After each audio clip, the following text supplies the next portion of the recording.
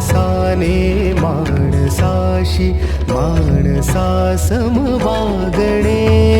हीच आमुची प्रार्थना, हेच आमुचे मागणे. नमस्कार विद्यार्थी मित्रांनो, आज आपण शिकणार आहोत भूमितीतील आणखी एक संकल्पना. तिचे नाव आहे रेषाखंड म्हणजेच लाईन सेगमेंट. आता रेषाखंड म्हणजे काय ते प्रथम पाहूया. साधा आणि सोपा शब्द आहे रेषाखंड. या शब्दामध्येच दोन शब्द एकत्र आल्याचं दिसून येतं. बघा, रेषा आणि खंड म्हणजे काय व्हायला पाहिजे? रेषा कुठेतरी खंडित व्हायला पाहिजे म्हणजे रेषाखंड तयार होईल. मग पहिल्यांदा आपण एक आकृती पाहूया. बघा, ही आकृती कशाची आहे? रेषा यल. कशाची आहे? रेषा यल. मग हिचा जर रेषाखंड करायचा असेल तर ही रेषा कुठेतरी खंडित व्हायला पाहिजे. का खंडित व्हायला पाहिजे? तुम्हाला माहित आहे, रेषा ही दोन्ही दिशांना अमर्याद असते. मग तिला खंडित करायला पाहिजे. खंडित कधी होईल? जर तिच्यावर कोणतेही दोन बिंदू घेतले. किती बिंदू घेतले? आता ऑलरेडी रेषा ही अनंत बिंदूंची बनलेली असते, परंतु दोन बिंदू घेतले म्हणजे काय? तिच्यावर असणारे कोणतेही दोन बिंदू आपण जर ठळक केले. काय केले? ठळक केले. बघा, मी इथे एक बिंदू घेतला म्हणजे ठळक केला, त्याचं नाव ठेवलं बिंदू ए. आणि या ठिकाणी दुसरा एक बिंदू घेतला, त्याचं नाव ठेवलं बिंदू बी. बिंदू घेतले. किती बिंदू घेतले? दोन बिंदू घेतले. दोन बिंदूचा फायदा काय झाला? त्या बिंदूंमुळे रेषेचा काही भाग मर्यादित झाला आहे. काही भाग काय झाला? मर्यादित. कोणता भाग? बिंदू ए पासून बिंदू बी पर्यंत किंवा बिंदू बी पासून बिंदू ए पर्यंत जो भाग मर्यादित झाला त्याला म्हणतात रेषाखंड. त्याला काय म्हणायचं? रेषाखंड. मग तुम्ही म्हणाल ए बिंदू पासून डावीकडचा भाग कुठे गेला? तो गृहीत धरायचा नाही. म्हणजे जसं काय आपण साध्या भाषेत म्हणतो त्याला कापून टाका, बाजूला करून टाका. बी बिंदू पासून उजवीकडचा भाग कापून टाका, त्याला बाजूला करून टाका. मग काय उरेल बरं? फक्त उरेल बिंदू ए पासून बिंदू बी पर्यंतचा भाग म्हणजेच रेषाखंड. मग रेषाखंडाची व्याख्या काय करता येईल बरं आपल्याला? अशी करता येईल. बघा, रेषेवरील कोणत्याही दोन बिंदूंनी मर्यादित केलेल्या, काय केलं पाहिजे? मर्यादित केलेल्या रेषेच्या भागाला रेषाखंड म्हणतात. परत एकदा ऐका, रेषेवरील कोणत्याही दोन बिंदूंनी मर्यादित केलेल्या रेषेच्या भागाला रेषाखंड म्हणतात. मग रेषाखंडाची आकृती आपल्याला काढता येईल वेगळी. बघा, या ठिकाणी मी रेषाखंडाची आकृती काढली. बघा, मर्यादित केलेला भाग आहे. आता रेषा दाखवली नाही, आता फक्त रेषाखंड दाखवलेला आहे कापून झाल्यानंतरचा भाग. मग या ठिकाणी बिंदू आहे बघा, ह्या टोकाला. त्याला आपण नाव देऊया, वरचंच नाव देतोय खाली ए बिंदू, आणि इकडच्या बाजूला नाव दिलं बिंदू बी. अशा पद्धतीने आपल्या पुढे रेषाखंड दिसतो आहे. बघा, मगाशी व्याख्या सांगितली ती इथे लिहिलेली आहे. रेषेवरील कोणत्याही दोन बिंदूंनी मर्यादित केलेल्या रेषेच्या भागाला रेषाखंड म्हणतात सांगून झाली होती आपली. आता रेषाखंडाची आकृती प्रत्यक्ष दाखवली तुम्हाला. आहे रेषाखंड ए बी. मग आपलं नेहमी आपण म्हणतो एखादी संकल्पना शिकायची म्हटल्यावर पहिल्यांदा आकृती माहीत व्हायला पाहिजे. मग आकृती तुम्हाला कळली, ही आकृती रेषाखंडाची आहे ना. मग तिला नाव दिलं पाहिजे. तिला नाव दिले, टोकाच्या बिंदूला नाव ठेवलं बघा बिंदू ए आणि बिंदू बी. मग वाचायचं कसं ते खाल्लेले बघा आकृती. कशाची आकृती आहे? रेषाखंडाची. आपलं ठरलं होतं की नाही, कुठल्याही आकृतीचं वाचन करताना पहिल्यांदा तिचं नाव लिहायचं. मग मी लिहिले आकृती कशाची? रेषाखंडाची. मग नाव काय? पुढे लिहायचं रेषाखंड ए बी. रेषाखंड ए बी किंवा रेख. आता शॉर्टकट मध्ये रेषाखंड शब्द मोठा आहे, मग शॉर्टकट मध्ये असंही म्हणता येईल रेख ए बी. रेख ए बी किंवा अजूनही असं म्हणता येईल उलट, रेख बी ए ते सुद्धा चालू शकेल. म्हणजे रेषाखंडाला 3 प्रकारे नाव देता येईल. रेषाखंड ए बी किंवा रेख ए बी किंवा रेख बी ए. अजूनही एखादा मुलगा असं म्हणेल की रेषाखंड बी ए म्हटलं तर काय होईल, काय नाही. 4 प्रकारे सुद्धा आपण नाव देऊ शकतो. अशा पद्धतीने रेषाखंड समजला का तुम्हाला. त्याच्या पुढचा मुद्दा आहे, रेषाखंडामध्ये जे बिंदू टोकाला असतात बघा, एंडला असतात, त्यांना म्हणतात रेषाखंडाचे अंत्यबिंदू.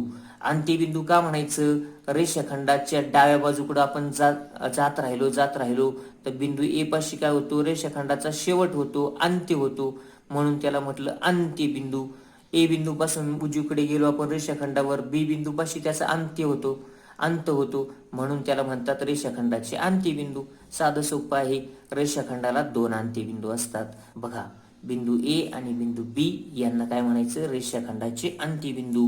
मी पुढे लिहिलं आहे बघा, आपल्याला रिकामी जागा भरायची. बिंदू टिंब व टिंबला रेषाखंडाचे अंत्यबिंदू म्हणतात.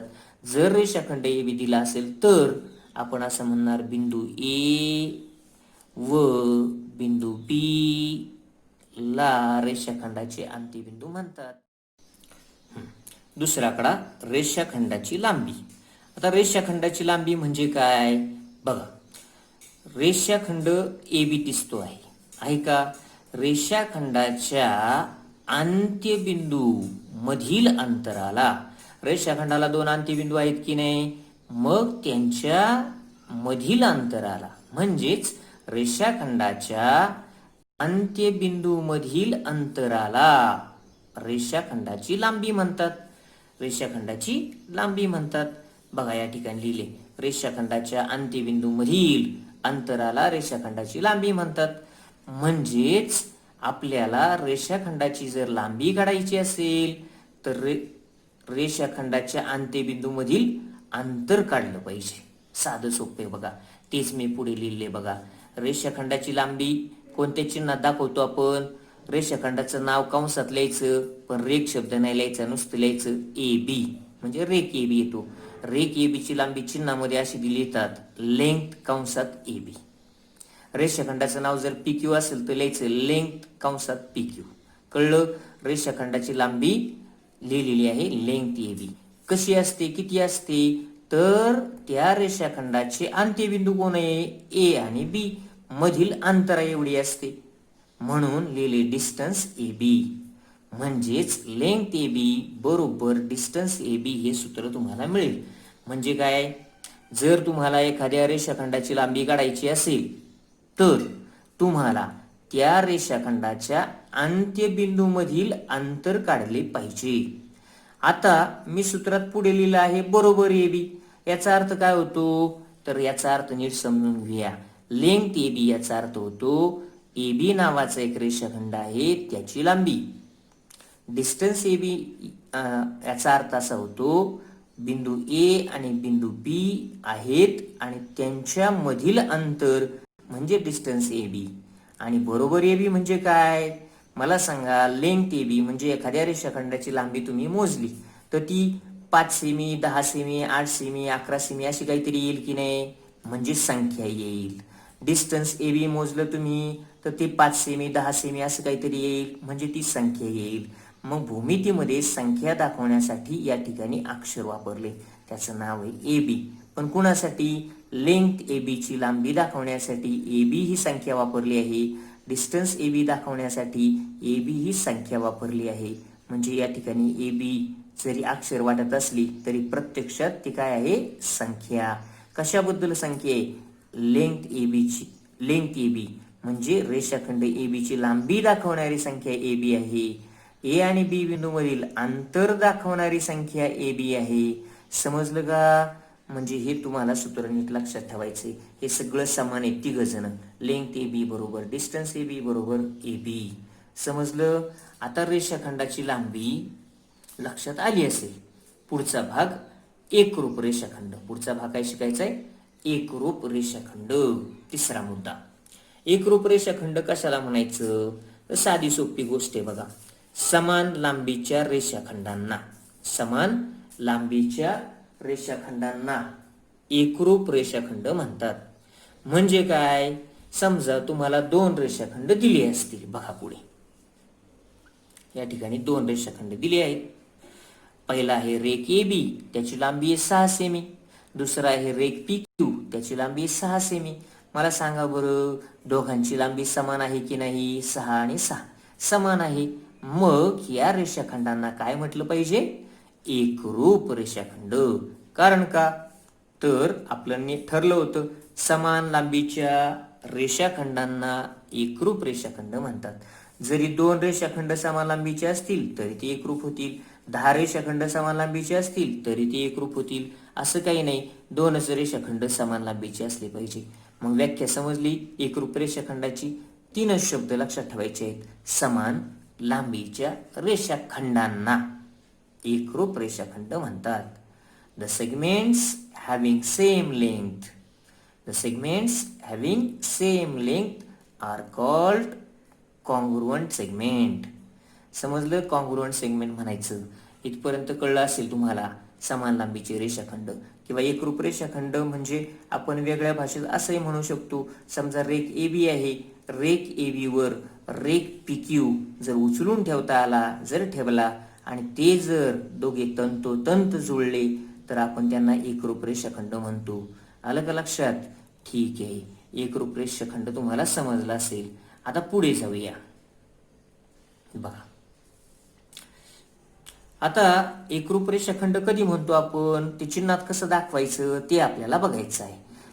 तर जर लेंथ ए बी म्हणजे रेषाखंड ए बी आणि रेषाखंड पी क्यू यांची लांबी जर समान असेल, हे बघा, जर लेंथ ए बी बरोबर लेंथ पी क्यू म्हणजेच आपण शब्दात असं म्हटलं रेषाखंड ए बी आणि रेषाखंड पी क्यू यांची लांबी समान समान म्हणजे बरोबर असेल, तर ते चिन्हामध्ये असं लिहितात रेख ए बी एकरूप रेख पी क्यू. या ठिकाणी हे चिन्ह एकरूपतेचं दाखवलं आहे बघा.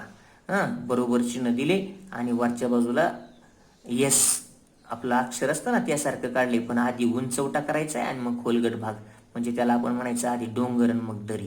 अशा पद्धतीने एकरूपतेचं चिन्ह दाखवायचं आहे. दोन रेषाखंड एकरूप असतील तर दोघांच्या मध्ये असं चिन्ह द्यायचं, पण ए बी च्या आधी रेख शब्द म्हटला पाहिजे, कारण रेषाखंड आहे ना तो. मग रेख ए बी एकरूप रेख पी क्यू असं कधी लिहिता येईल?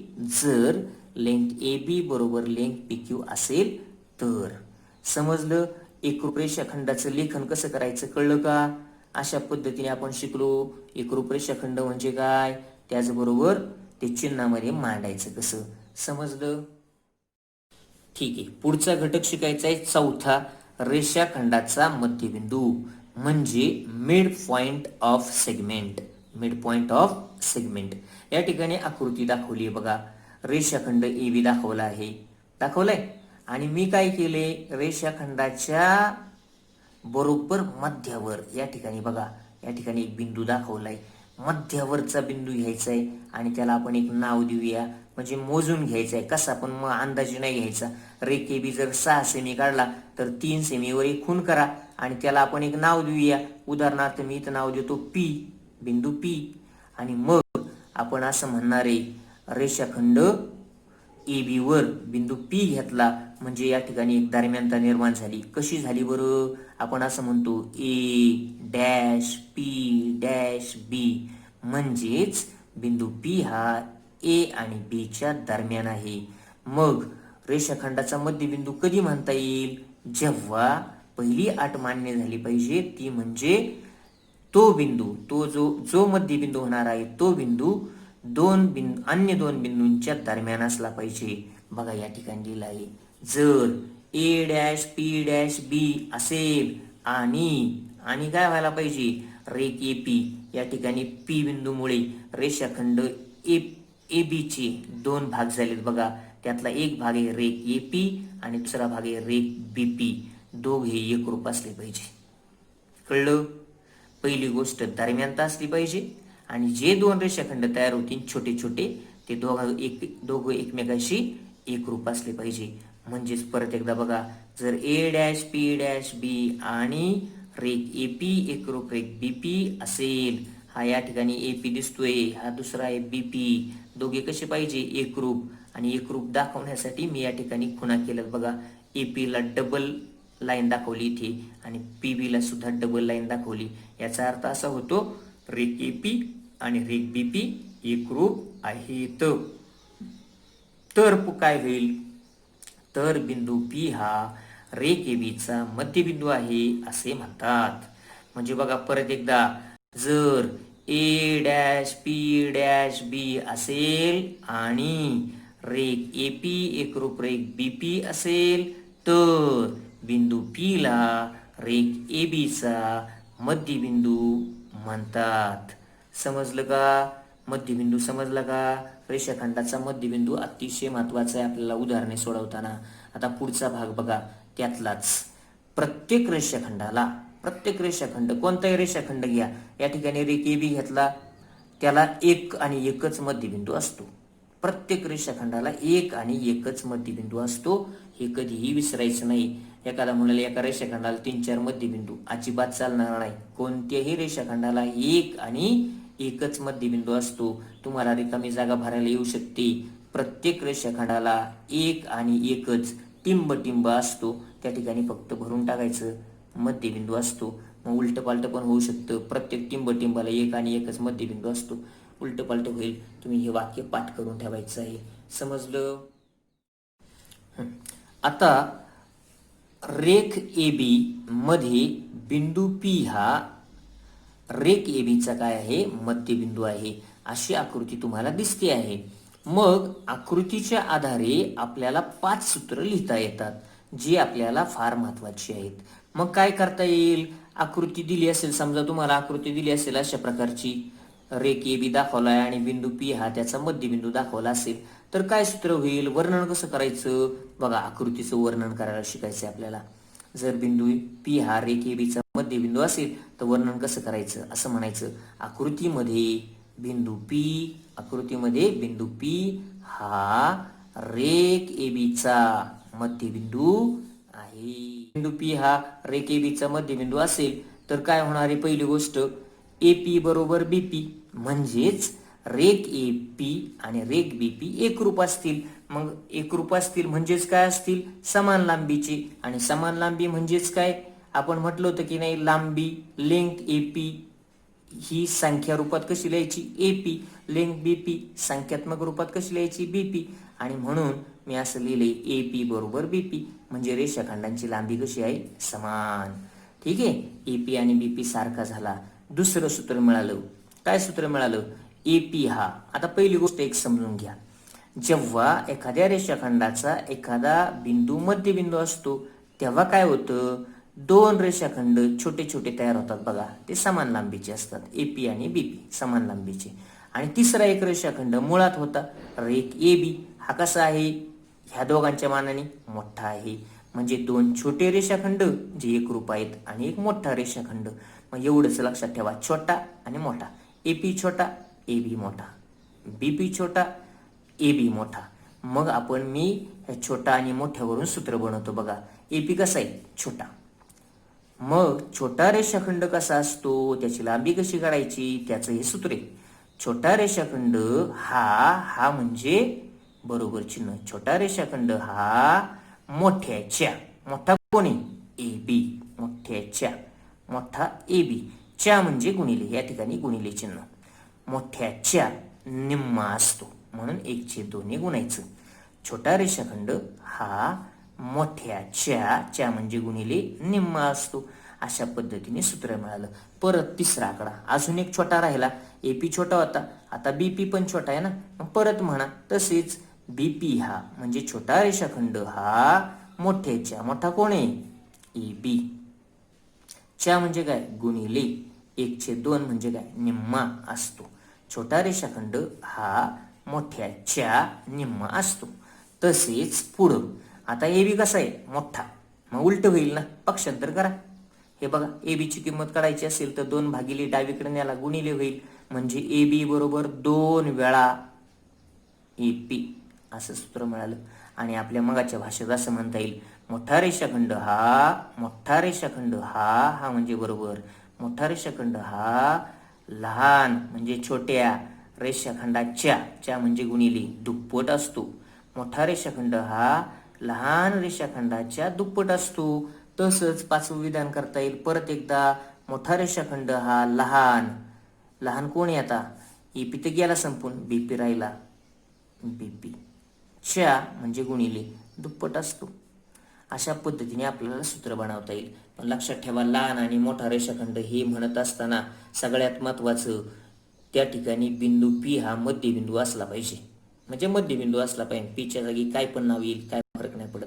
अशा पद्धतीने रेषाखंडाचा मध्यबिंदू दिला असता तुम्हाला 5 सूत्र बनवता आली पाहिजेत आणि ह्या सूत्रांचा वापर करून उदाहरणं सोडवता आली पाहिजेत.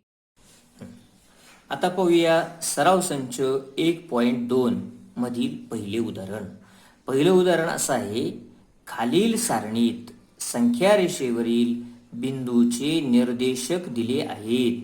म्हणजे तुम्हाला एक संख्या रेषा या ठिकाणी दिलेली नाहीये, पण त्या संख्या रेषेवरचे काही बिंदूंचे निर्देशक या ठिकाणी दिले आहेत. त्यावरून पुढील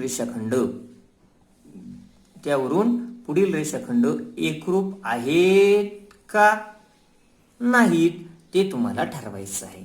बघा, एक बिंदू दिलाय बिंदू ए, दुसरा आहे बिंदू बी, बिंदू सी, बिंदू डी, बिंदू ई. अशा प्रकारचे 5 बिंदू दिलेत. ते संख्या रेषेवरचे आहेत आणि त्यांच्याशी निगडीत असणाऱ्या संख्या म्हणजेच त्यांचे निर्देशक. ए बिंदूचा निर्देशक -3 वगैरे वगैरे. अशा पद्धतीने सगळ्या बिंदूंचे निर्देशक दिले आहेत. आणि पुढे विचारले, एक आकडा रेख डीई व रेख ए बी एकरूप आहेत की नाहीत ते ठरवा. त्याच पद्धतीने पुढचे काही प्रश्न आहेत. आपण यातले 2 प्रश्न सोडून घेऊया. पहिला प्रश्न आहे, रेख डी व रेख ए बी एकरूप आहेत की नाहीत हे आपल्याला ठरवायचं आहे. आता तुम्हाला माहिती आहे, रेख डीई आणि रेख ए बी म्हणजे 2 रेषाखंड एकरूप आहेत की नाहीत हे ठरवायचं आहे. त्याकरिता आपल्याला एकरूप रेषाखंडाची व्याख्या आली पाहिजे. मग काय होती बरं एकरूप रेषाखंडाची व्याख्या? आपण असं म्हटलं होतं की नाही, समान लांबीच्या रेषाखंडांना एकरूप रेषाखंड म्हणतात. म्हणजेच जर रेख डीई आणि रेख ए बी एकरूप व्हायला पाहिजे असतील तर त्यांची लांबी समान असायला पाहिजे. काय समान पाहिजे? लांबी. आणि म्हणून आपल्याला आपल्या उत्तरामध्ये रेख डीई ची लांबी काढली पाहिजे आणि रेख ए बी ची लांबी काढली पाहिजे. मग लांबी काढून घेऊया.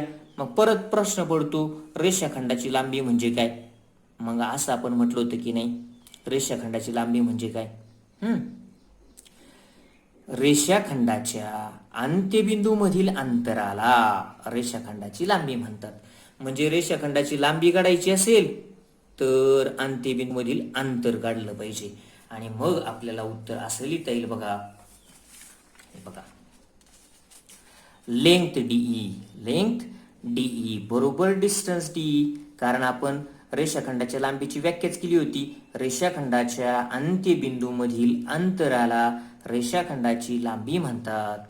परत एकदा, रेषाखंडाच्या हा रेषाखंड डीई, अंत्यबिंदू आहे डी आणि ई. मग इथे लिहिले ना, अंत्यबिंदू मधील अंतराला काय म्हणतात? रेषाखंडाची लांबी म्हणतात. म्हणजे आपल्याला सूत्र वापरायचे, लेंथ डीई बरोबर डिस्टन्स डीई. या डी आणि ई मध्ये स्वल्पविराम आहे कारण ते बिंदू आहेत आणि डी आणि ई मध्ये या ठिकाणी स्वल्पविराम नाही कारण तो रेषाखंड आहे. आलं लक्षात? डीई चिकटून लिहिलं रेषाखंड, डी स्वल्पविराम ई लिहिला ते बिंदू झाले.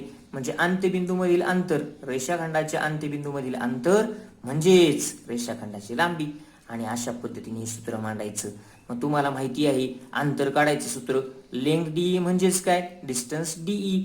मग डी आणि ई बिंदू मधील अंतर काढायचं सूत्र आठवतं का? अंतर बरोबर मोठा निर्देशक वजा लहान निर्देशक. मग आपल्याला काय करावं लागेल? डी बिंदूचा निर्देशक बघितला पाहिजे, ई बिंदूचा निर्देशक बघितला पाहिजे, त्यामधला मोठा कोण ठरवला पाहिजे आणि मोठ्यातून छोटा वजा करायचा आहे. ठीक आहे. मग आपण डी आणि ई चे निर्देशक बघूया परत एकदा. डी चा निर्देशक -7 आहे, कळला? आणि ई चा निर्देशक 9 आहे. -7 आणि 9 यामध्ये मोठा कोण? 9.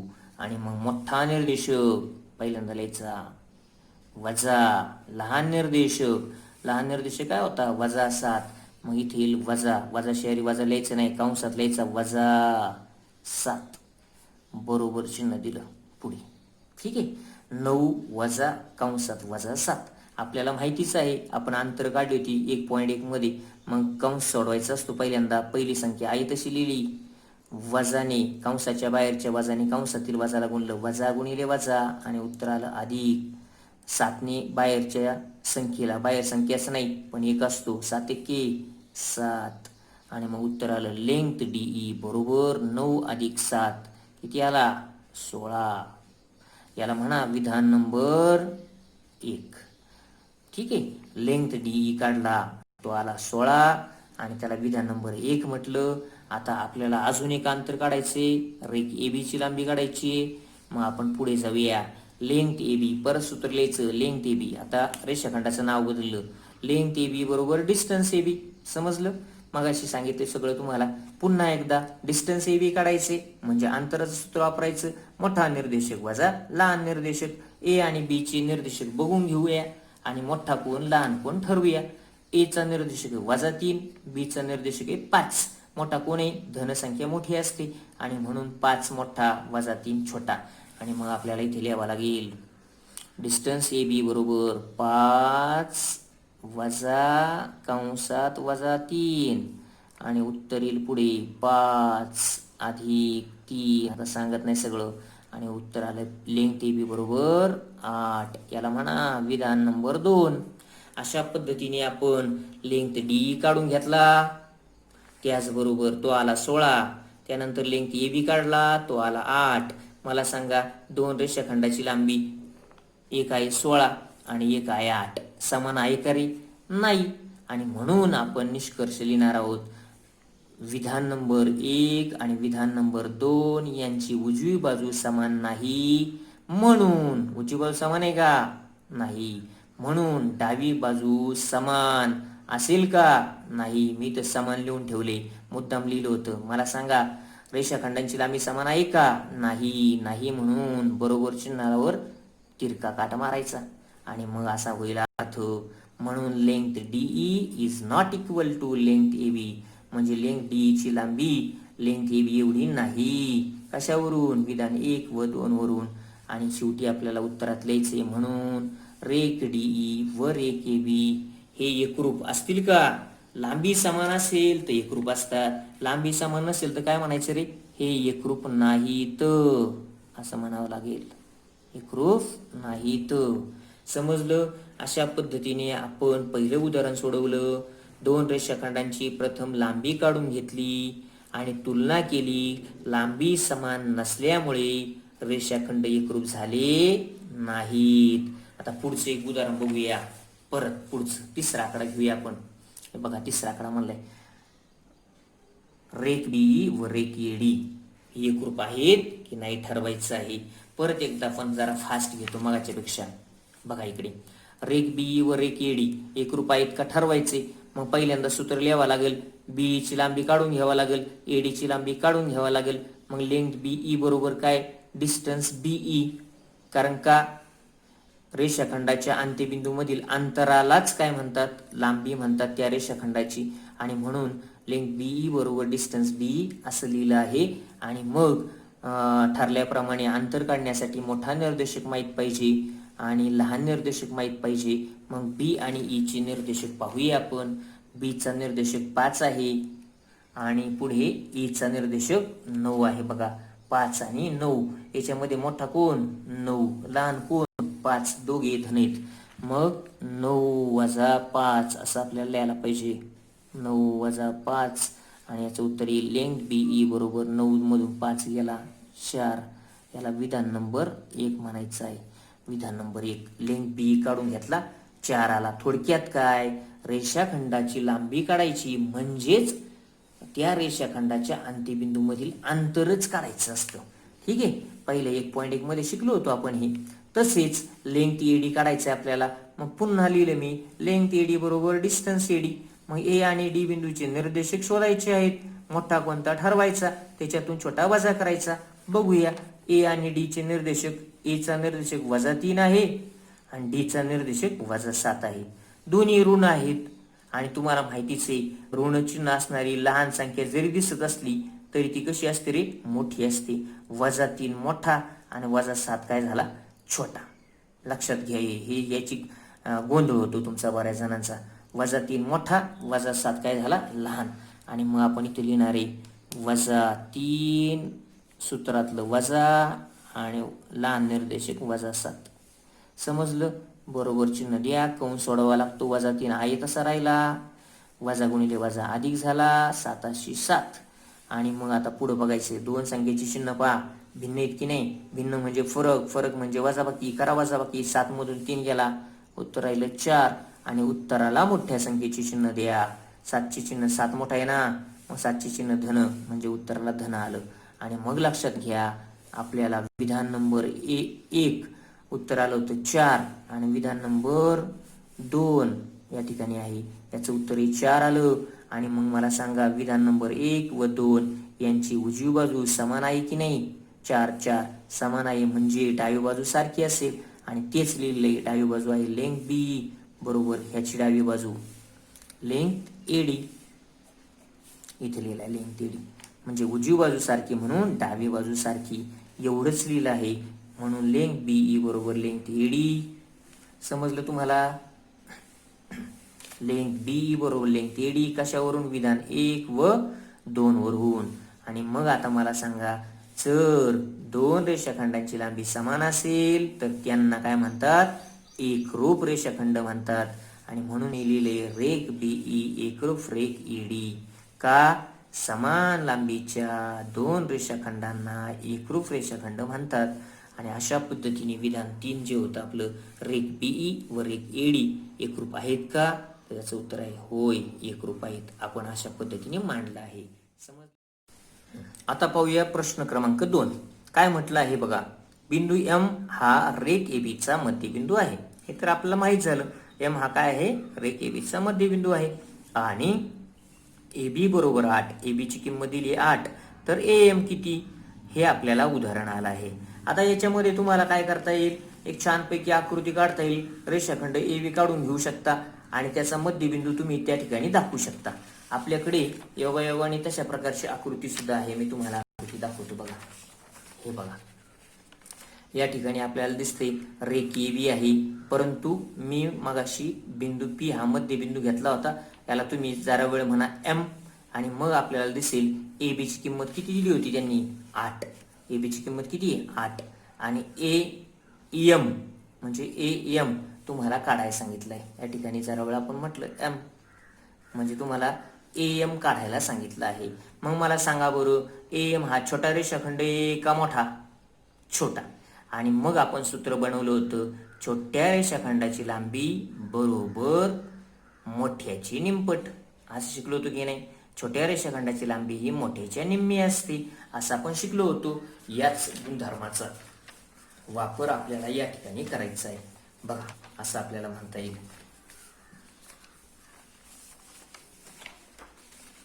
मग सूत्र वापरायचंय आपल्याला. या ठिकाणी काय करायचे, सूत्र. पण वर्णन लिहायचं असतं. कुठलंही उदाहरण सोडवताना काय दिलं आहे तो महत्वाचा गुणधर्म लिहिला पाहिजे. मग काय गुणधर्म होता, बिंदू एम हा रेख एबीचा मध्यबिंदू आहे. म्हणून एम बरोबर सूत्र काय होईल, एम बरोबर मोठ्याच्या निम्मा. एम छोटा आहे, छोटा हा म्हणजे बरोबर मोठ्याच्या. मोठा कोण आहे, ए बी. मोठा कोण आहे, ए बी. च्या म्हणजे काय, गुणिले. आणि निम्मा, गुणिले चिन्ह मी दिलं नाही, फक्त निम्मा असतो. छोटा हा मोठ्याच्या निम्मा असतो. एम बरोबर 1/2 गुणिले एबीची किंमत भरायची आहे. एबी दिला आहे 8 आणि मग 2 हा छेदात आहे, 8 हा अंशात आहे.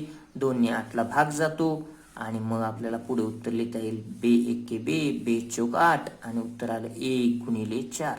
मुद्दा मी 1 लिहिलंय, मी डायरेक्ट उत्तर नाही लिहिलं. बे चौक 8, 1 गुणिले 4 आणि आता उत्तर येईल 4 1 4. अशा पद्धतीने एम ची किंमत किती आली, 4. एम ची किंमत किती आली, 4. अशाच पद्धतीने मध्यबिंदूचं उदाहरण जर आलं तर तुम्हाला उदाहरणं सोडवायची आहेत. समजलं? आता शेवटचं एक उदाहरण आहे बघा, 4थं उदाहरण. आपण ते जरा वाचूया. पुढे असं म्हटलंय, जर ए बी बरोबर 5 सेमी, बी पी बरोबर 2 सेमी आणि ए पी बरोबर 3.4 सेमी तर या रेषाखंडांचा लहान मोठेपणा ठरवा. म्हणजे काय करायचे, तुम्हाला 3 रेषाखंड दिले आहेत, त्यांची लांबी दिली आहे आणि त्या लांबीवरून आपल्याला रेषाखंडांचा लहान मोठेपणा ठरवायचा आहे. म्हणजे कोणता लहान, कोणता मोठा, कोणता मध्यम हे ठरवायचं आहे. फार सोपं आहे. मग आपल्याला काय करायचं, लांबीची तुलना करायची आहे. मग साधी सोपी गोष्ट आपण बघू शकतो. पहिल्यांदा काय करा, तिन्ही रेषाखंडांची लांबी लिहून घेऊया. बघा या ठिकाणी मी तिघांची लांबी लिहून घेतली आहे. AB ची लांबी 5 सेमी, BP ची लांबी 2 सेमी आणि AP ची लांबी 3.4 सेमी. मग आपण तुलना करू. कुणाची तुलना करायची, येथे संख्यांची तुलना करायची आहे. 2 हा सर्वात लहान आहे की नाही मला सांगा बरं. सर्वात लहान कोण, 5, 2 आणि 3.4. यात सर्वात लहान कोण, 2 लिहून घेतला. 2 इज लेस दॅन म्हणजे लहान आहे कुणापेक्षा, त्याच्यापेक्षा जराशी मोठा. 2 पेक्षा जरा मोठा 3.4 आहे. मग इथे लिहा 3.4. 2 हा लहान आहे कुणापेक्षा, 3.4 आणि 3.4 हा लहान आहे कुणापेक्षा, इज लेस दॅन 5. म्हणजे असं झालं बघा, 2 हा लहान 3.4 पेक्षा आणि 3.4 हा लहान 5 पेक्षा. इंग्लिशमध्ये म्हणतो 2 is less than 3.4 and is less than 5. आता मला सांगा 2 ची किंमत कोण आहे, उलट बघायचं. BP ची किंमत 2, याच्या उलट म्हणा.